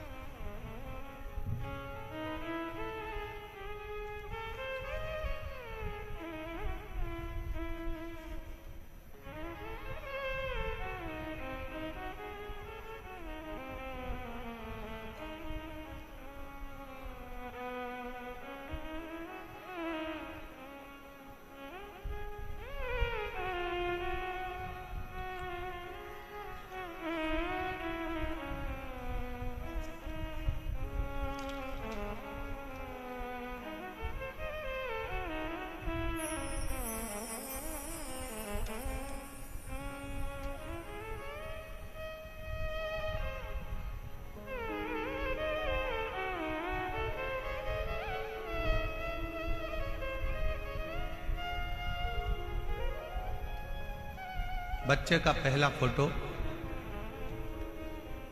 जिस बच्चे की किडनी और लीवर खराब हो गए और डायलिसिस पर आया, डॉक्टर ने किडनी बदलने का बोला। पहला फोटो एलईडी पर आप लोग देखिए। शरीर पर सूजन, पूरा चेहरा, पूरा शरीर फूला हुआ। अब पत्र पर ध्यान देंगे।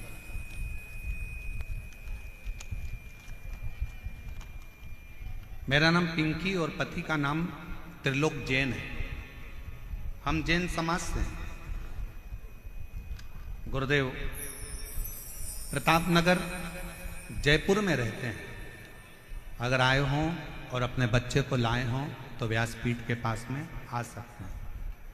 मेरा नाम पिंकी और पति का नाम त्रिलोक जैन है। हम जैन समाज से हैं। हम प्रतापनगर जयपुर में रहते हैं। एक लोटे जल का मैं क्या वर्णन करूं गुरुदेव, बोलने के लिए मेरे पास शब्द भी कम है। मेरा बेटा 4 वर्ष का था तब से उसको अचानक से सूजन आ गई, और मेरा बेटा 4 साल का था जब से उसका शरीर बेकार था। पूरा शरीर सूज जाता। उसको नजदीक के अस्पताल में दिखाया। दिखाने पर पता चला कि उसके टॉयलेट से प्रोटीन निकल रहा है और उसको किडनी में प्रॉब्लम है। सब सुनने की हम घबरा गए। अचानक से बच्चे को क्या हो गया? जांच कराने पर पता चला कि उसका किडनी से संबंध और नमक रूपी एक बीमारी है, जो नेफ्रोटिक नामक एक बीमारी थी, वो हो गई। हम लोग रोने लगे। बच्चे की किडनी खराब होना और डॉक्टर के अनुसार इसको बदलने की बात कहना बड़ा दुख होता है। घबराए, डॉक्टरों से, दूसरों से कंसल्ट किए, सब ने एक ही बात कही। एक दिन उदास मन होकर बाहर बैठे हुए थे कि मेरे पति अचानक से हमारे पड़ोसी मनीष सोनी के घर गए। हमारे पास मनोज सोनी आए और मनीष सोनी हमारे पड़ोसी हैं, जिन्होंने बताया कि आस्था चैनल पर वो प्रदीप मिश्रा शिव पुराण की कथा करता है, उसको एक बार अपने बच्चे को सुनवाना प्रारंभ करो। अगर जा सकते हो तो सीहोर जाकर रुद्राक्ष लेकर आ जाओ और बच्चे से कंकर शंकर की पूजन करवा दो। कुबरेश्वर धाम पर भेजो। मनीष के शब्द सुनकर हम लोग एड्रेस लेकर बाबा का भरोसा कर कर सीहोर चले गए और सीहोर जाकर बच्चे से कंकर शंकर की पूजन कराई। कंकर शंकर की पूजन कराकर रुद्राक्ष लेकर आ गए। फिर बच्चे की जांच कराई तो डॉक्टर ने कहा इसकी किडनी बदलना ही पड़ेगी, इसका शरीर ठीक नहीं। जानकर बीमारी का पूरा 1 साल तो निकल ही चुका था। करते क्या?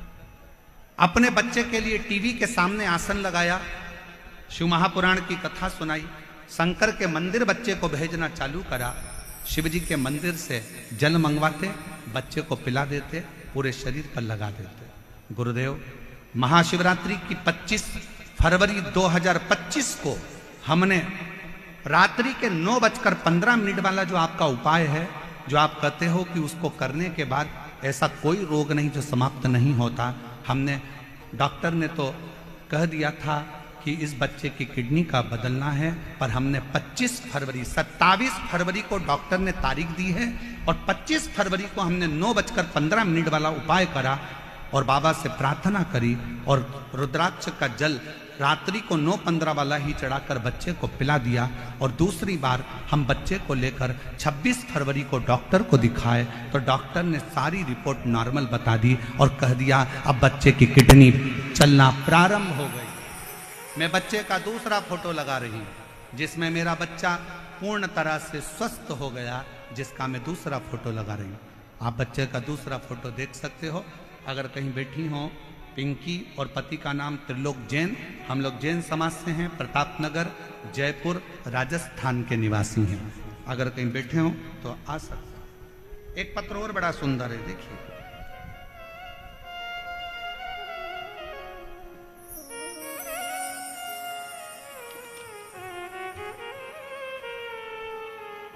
मेरा नाम रेणु वर्मा है, पति का नाम राजकुमार वर्मा है, पता D8 विवेकानंद कॉलोनी, चांदपोल, जयपुर, राजस्थान।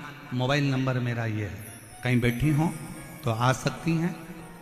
मेरा नाम रेणु वर्मा, पति का नाम राजकुमार वर्मा, पता D8 Vivekanand colony, Chandpol, Jaipur, Rajasthan. Mobile number मेरा है। मैं 1 लोटे जल का वर्णन करना चाहती हूँ। गुरुदेव, मेरी शादी को 10 साल हो गए थे। ऐसा कोई डॉक्टर नहीं जयपुर का, जोधपुर का, दिल्ली का जिसको हमने दिखाया नहीं। हमने IVF भी करवाया, हमने सब कुछ कर कर देख लिया, पर संतान का सुख नहीं आया। आखिरी में हताश हो गए। सबने कह दिया कि अब बच्चा नहीं हो सकता। जब IVF फेल हो गए तो बच्चा कैसे होगा, छोड़ दिया। तब एक पड़ोसी के कहने पर सफेद आंकड़े की जड़ रजस्वला धर्म के 7वें दिन शिव जी के ऊपर से घुमाकर पति और पत्नी दोनों नंदी के पास खड़े होकर कमर में बांध दी। बाबा से प्रार्थना करी। वो सीहोर वाला बाबा कहता है कि अगर सच्चे मन से शिव की भक्ति करी जाए तो औलाद होती है, पर डॉक्टर ने तो हमको मना कर दिया कि मैं मां नहीं बन सकती, आप कुछ कृपा करो। तब बाबा की कृपा से सफेद आंकड़े की जड़ का प्रयोग करा।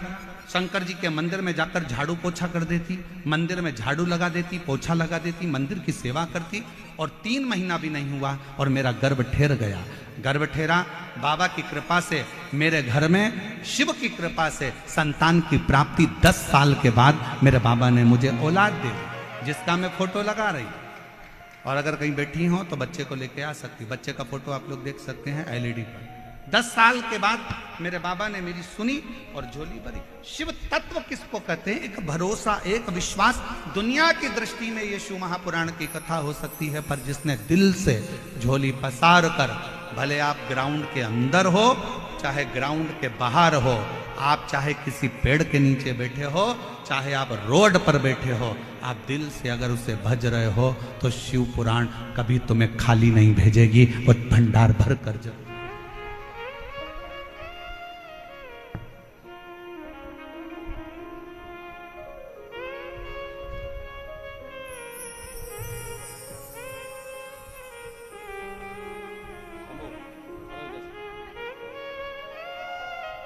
शंभो श्री शिवाय नमस्ते। पिंकी जी जैन, जिनके बेटे की किडनी पूर्ण तरह से बेकार हो गई थी और डॉक्टर ने बदलने का कहा था, आज पूर्ण तरह से स्वस्थ होकर बच्चा यहाँ खड़ा है। एक बार जोरदार ताली बजाकर साथ लो। शंभो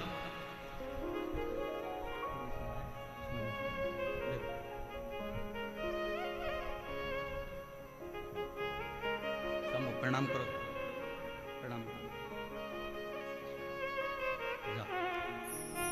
हम तो बाबा के भरोसे चलते हैं, हम तो बाबा के भरोसे चलते हैं। ये दुनिया वाले चलते हैं,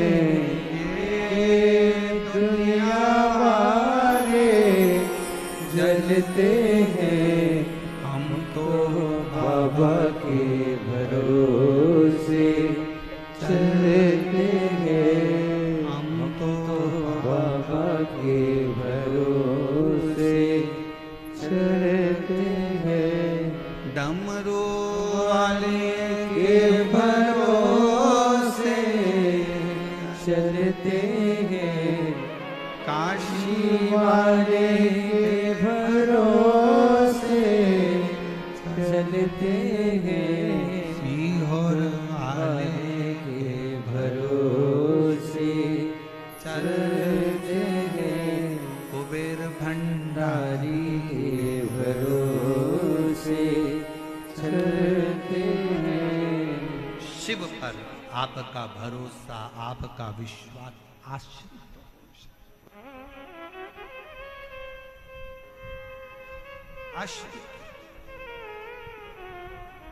चंचुला ने अपने पति बिंदु को समझाया कि ब्राह्मण कुल में जन्म लेने के बाद कोई कर्म अच्छा कर चलो। ए मेरी जीजियों, ए मेरे जीजाओं, मेरी बेटियों, बेटाओं, मेरी माताओं, मेरे भाई, अगर भगवान ने तुमको सरकारी अगर नौकरी दी है और कोई अच्छे पद पर, कोई कुर्सी पर, कोई सिंहासन पर, तुम्हें अच्छी जगह पर अगर भगवान ने बिठाया है ना, तो अपने सिग्नेचर का सदुपयोग करना, किसी गरीब का कल्याण जरूर करना, बाकी का तो सब।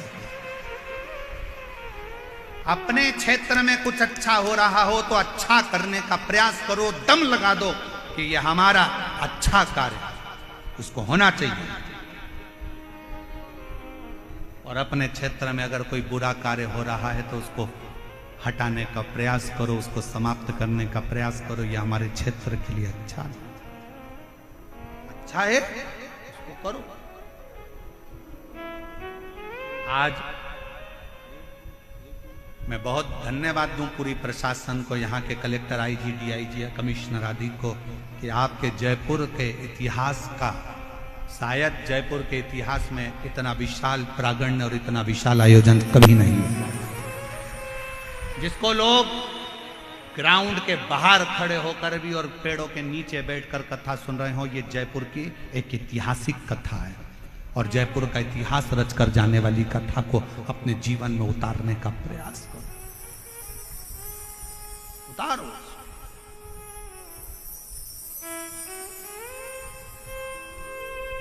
चंचुला देवी ने समझाया बिंदु को, बिंदु मानने को तैयार नहीं है। पत्नी बड़ी सुंदर है, धर्म पत्नी अच्छी है, फिर भी गलत जगह पर उसकी दृष्टि।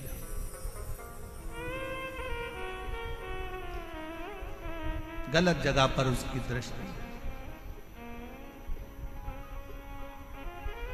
पर स्त्री पर धन व्यक्ति को बर्बाद कर देता है, बर्बाद।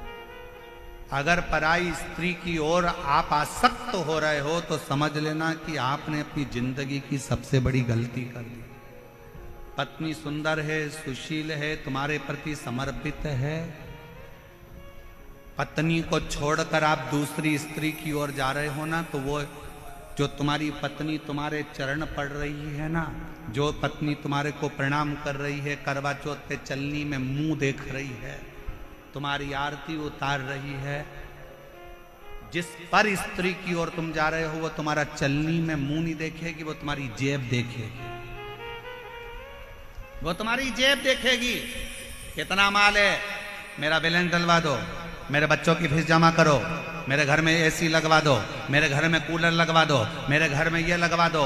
और घर के तेरे खुद के बच्चे भूख से विलख रहे हैं, अच्छी एजुकेशन के लिए तरस रहे हैं, अच्छी पढ़ाई के लिए अपने पापा से कहते हैं, पापा मुझे आज ये किताब लाना है, पापा मुझे ये कॉपी लाना है। और वो जिसके चेहरे पर तू मर गया उसकी औलाद का खर्चा खुश होकर उठाता है, और जो तेरे लिए अपना घर छोड़कर तेरे बच्चे पाल रही है उसके बच्चों के लिए तू कुछ नहीं कर पाता है। क्या कर रहा है, क्या साध है। पर स्त्री और पर धन व्यक्ति को बर्बाद कर देता है। पराई स्त्री की ओर आपकी आसक्ति नहीं होना चाहिए, पराये धन की ओर आपकी आसक्ति नहीं होना चाहिए। पराया धन एक ना एक दिन तुम्हें बर्बाद कर कर रख देगा। कोई ने दे दिया तुमको पराया धन, प्राप्त हुआ। पर स्त्री और पराया धन ये व्यक्ति को बर्बाद करने वाला, दोनों बर्बाद, दोनों। और अपने हृदय चित्त को, अपने स्मरण को, अपनी भक्ति को, अपनी श्रद्धा को आज उड़ती जवानी बाबा डोर हत्तो छठी में कटी।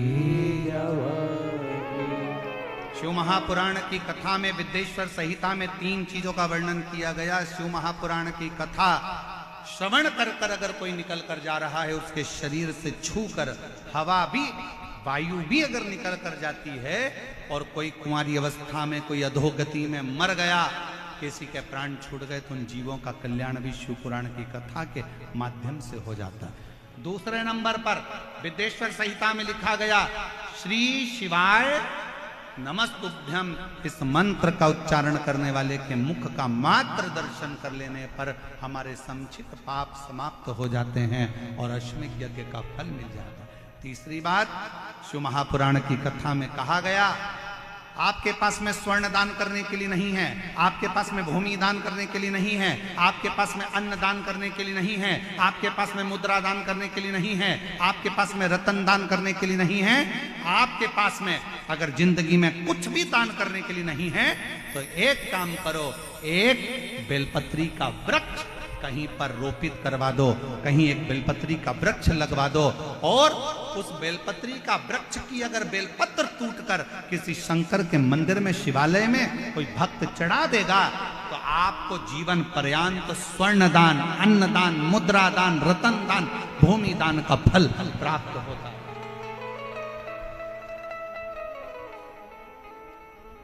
एक बेलपत्र जीवन का सुख दे देता, एक बेलपत्र।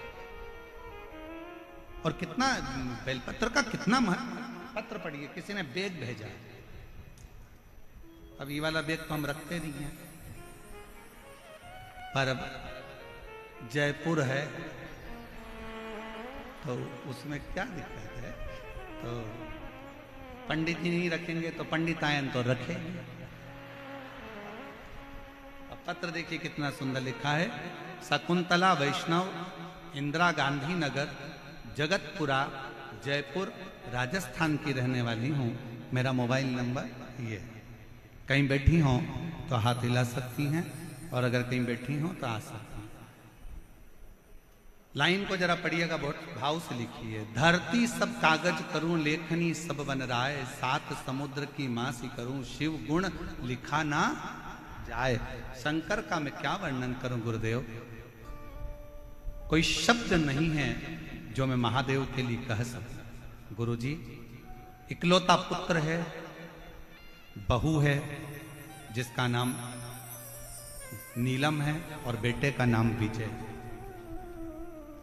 गुरुदेव 12 साल हो गए थे शादी को, धन की कोई कमी नहीं, वैभव की हमारे यहाँ कोई कमी नहीं, बस किलकारी नहीं थी। हम लोग दिल्ली दिखाए हैं, जयपुर दिखाए हैं, हमने 8 वर्ष तक खूब डॉक्टरों को दिखाया, पर डॉक्टरों का एक ही कहना था कि तुम्हारी बहू मां नहीं बन सकती। आखिरी में हिम्मत हार गए। पहली बार 2022 में आपकी कथा टीवी पर सुनी और कथा सुनी। कथा सुनने के बाद आपने टीवी पर कथा को श्रवण करते हुए कहा कि 5 पंडाल में बैठकर जो मांगा जाता है वो प्राप्त होता है। मैं अपने बेटे और बहू के घर में औलाद के लिए अशोकनगर, इंदौर, भोपाल, छिंदवाड़ा ऐसी जगह पर कथा का रसतत्व ग्रहण कर और बाबा से विनती करी। मैंने अपनी बहू से कहा, बेटा उस योर वाला महाराज कहता है कि कथा में पंडाल में बैठकर जो मांगो वो मिलता है। पुष्कर में महाराज की कथा होने वाली है, तू आ। मेरा बेटा बहू पुष्कर की कथा में पहुंच गए। पंडाल में बैठते, कथा सुनते। डॉक्टर के हिसाब से मैं मां नहीं बन सकती। पंडाल की भूमि की रच को गर्भ पर लगा लेती, बाबा को प्रणाम करती और बाबा के मंदिर में जाना प्रारंभ करा। लोटा भर जल चढ़ाती, बाबा से प्रार्थना करती और बाबा की ऐसी करुणा हुई गुरुदेव, जो डॉक्टरों ने भी मना कर दिया था, तो 12 साल के बाद मेरी बहू का गर्भ ठहर गया और बाबा की कृपा से उसके घर में संतान की प्राप्ति 12 वर्ष के 12 वर्ष के।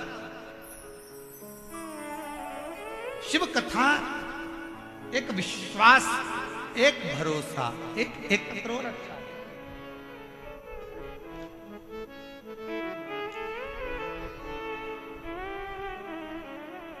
मैं जयपुर की रहने वाली हूं, मेरा नाम मीना कंवर है, मेरे पति का नाम अरुण सिंह है। कहीं बैठे हो तो हाथ हिला सकते हैं। मैं रामनगर सोडाला की रहने वाली हूं। मेरी शादी को 17 साल हो गए थे। 7 साल तक हमने खूब संतान के लिए प्रयास किया, डॉक्टरों को भी दिखाया, जयपुर में भी दिखाया, बाहर भी दिखाया, पर संतान का सुख नहीं आया। तब आस्था चैनल पर आपकी कथा आती है, ये मेरे रिश्तेदारों ने मुझे सुझाव दिया।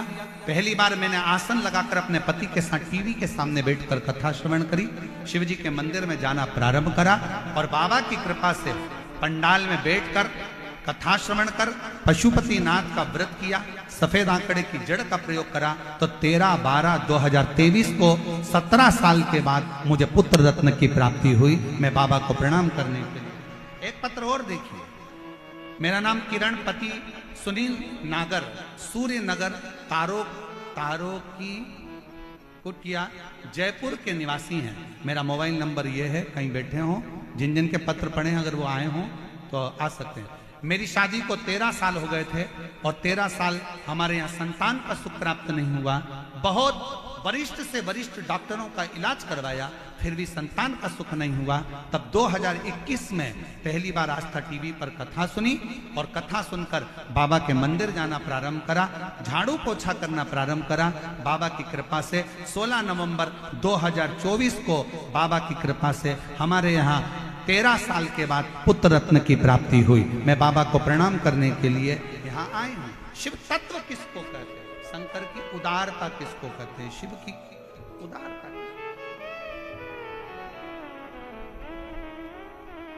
और तेरा ही दिया मैंने खाया पिया है, तेरा शुक्रिया है, तेरा शुक्रिया है, मुझे भोले बाबा ने बहुत दे दिया है, तेरा शुक्रिया है, तेरा शुक्रिया। ये जायदाद भी है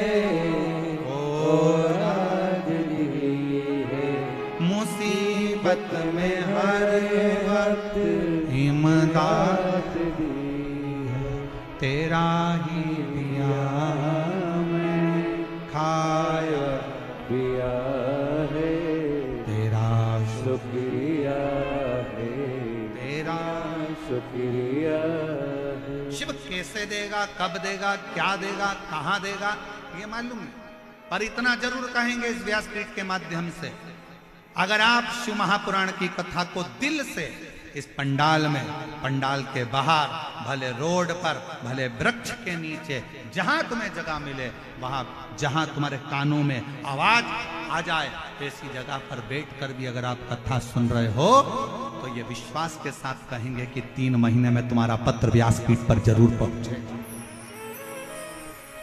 बोल बम का नारा है, आवाज नहीं आई, जरा दम से, हर हर महादेव, श्री शिवाय, श्री शिवाय। बाबा को अपने हृदय भाव से जितना भजोगे वो शिव प्राप्त मिलेगा। शिव कथा का पति मर गया, प्राण छूट गया,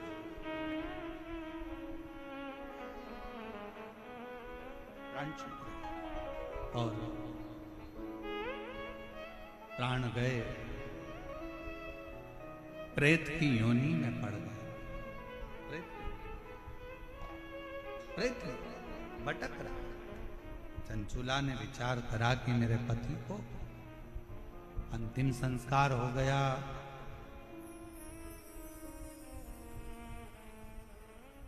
दो स्थान पर चंचुला देवी पहुंची। थोड़ा ध्यान देना कथा पर, ईसर गोरा शिव पुराण की कथा चल रही है और चंचुला का पूरा चरित्र अभी तक किसी शिव महापुराण में सुनने को नहीं मिला है। केवल जयपुर की यह कथा भारत का इतिहास रचेगी जिसमें चंचुला देवी का पूरा चरित्र आप श्रवण।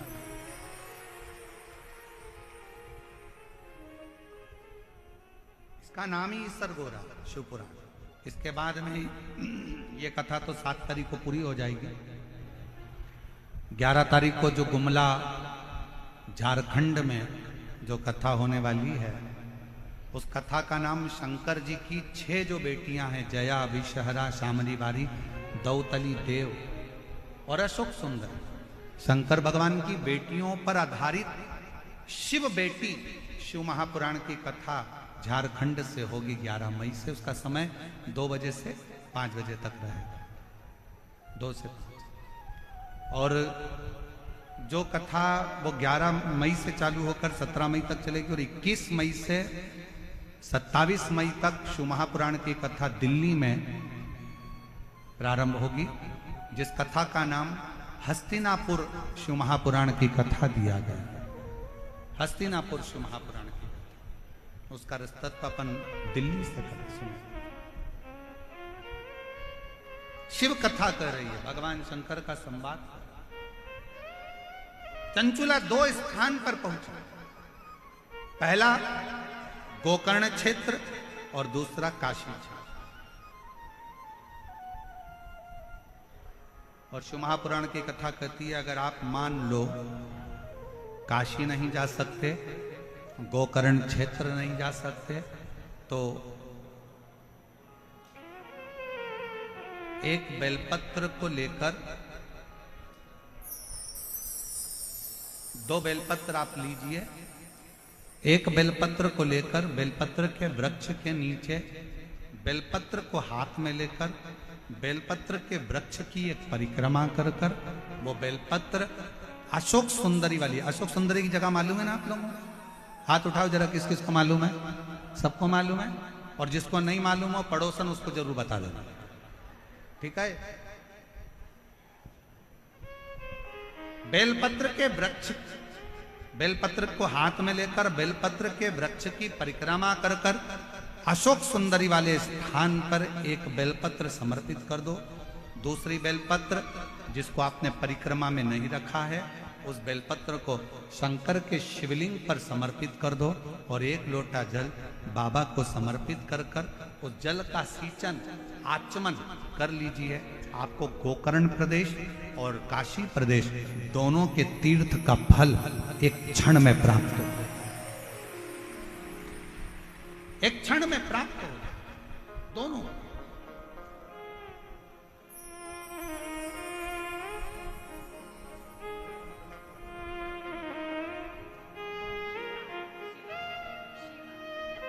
13 वर्ष के बाद संतान हुई। एक बार जोरदार ताली बजाएं। शिवा इसका नाम रखा है। शंभो।